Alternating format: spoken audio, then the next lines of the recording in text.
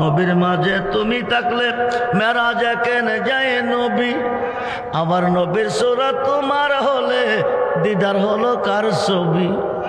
আবার আদম সুরত করছো তুমি দয়াল রে দয়াময় আমার, আবার আদম সুরত করছো দাবি, তাই দেখি নবীজির গাই আল্লাহ তোমায় খুঁজতে গিয়া সংসারের চাপে পড়ে আরাম হালালে কত হাই,